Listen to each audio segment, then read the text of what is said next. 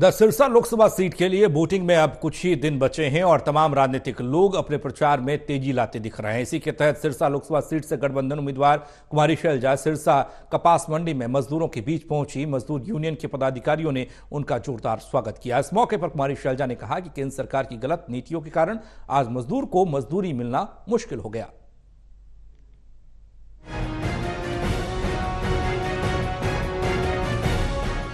Sirsa Lok Sabha seat के लिए voting में अब कुछ ही दिन बचे हैं और तमाम राजनीतिक लोग अपने प्रचार में तेजी लाए हैं।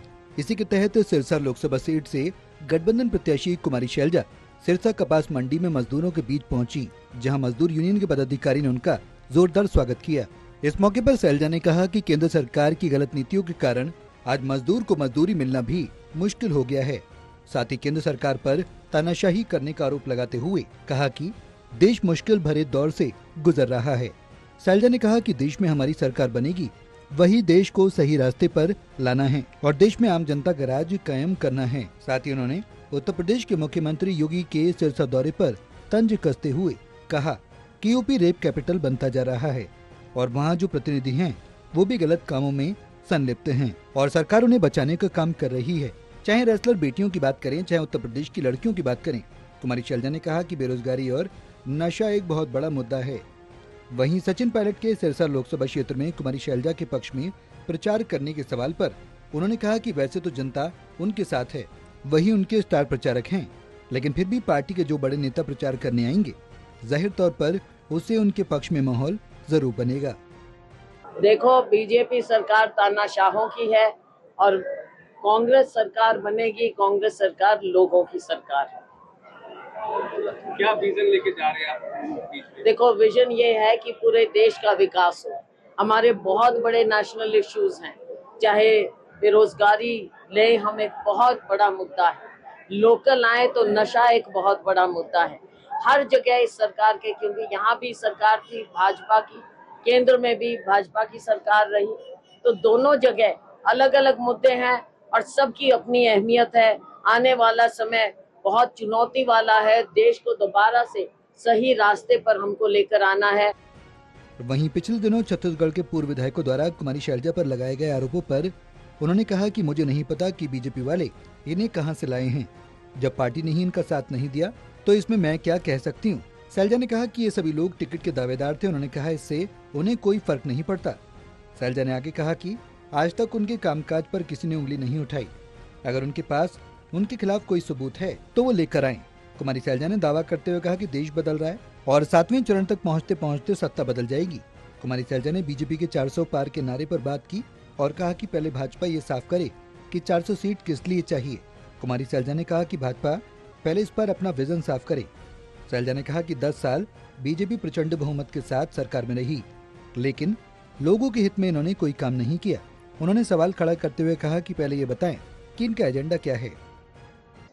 देखो, 400 एक ये बड़ी अच्छी बात आई है कि 400 चाहिए किस लिए, ये बताएं। क्या आपको सरकार बनानी है या 400 किस लिए चाहिए? फिर क्या करना चाह रहे हो आप 400 के साथ, ये पहले बताएं।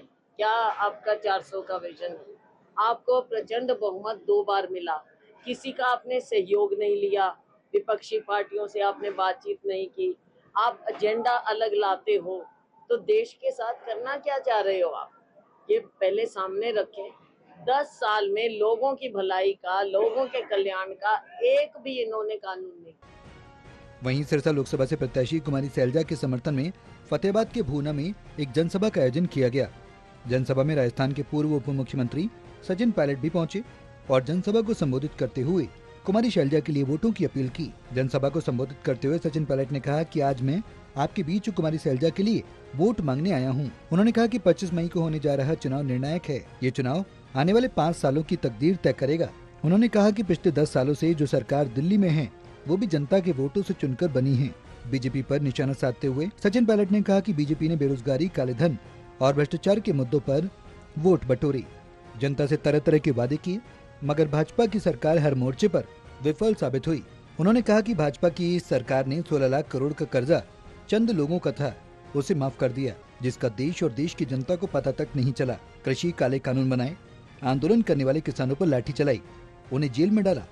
भाजपा सरकार की इन कारगुजारियों को देश की जनता और देश समझ चुका है। देश की जनता मन बना चुकी है कि देश में कांग्रेस की सरकार बनेगी और हरियाणा में आने वाले विधानसभा चुनाव में कांग्रेस की सरकार बनने जा रही है। 25 तारीख को जो चुनाव होने जा रहा है वो निर्णायक चुनाव है। ये चुनाव इस देश के आने वाले 5 साल की तकदीर को तय करेगा।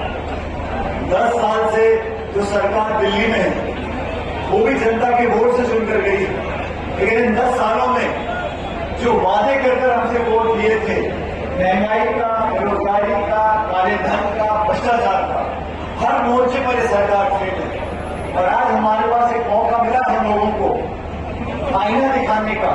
जमहूरियत में, लोकतंत्र में सबसे बड़ी ताकत वोट की है। हम और आप एक एक वोट के मालिक हैं।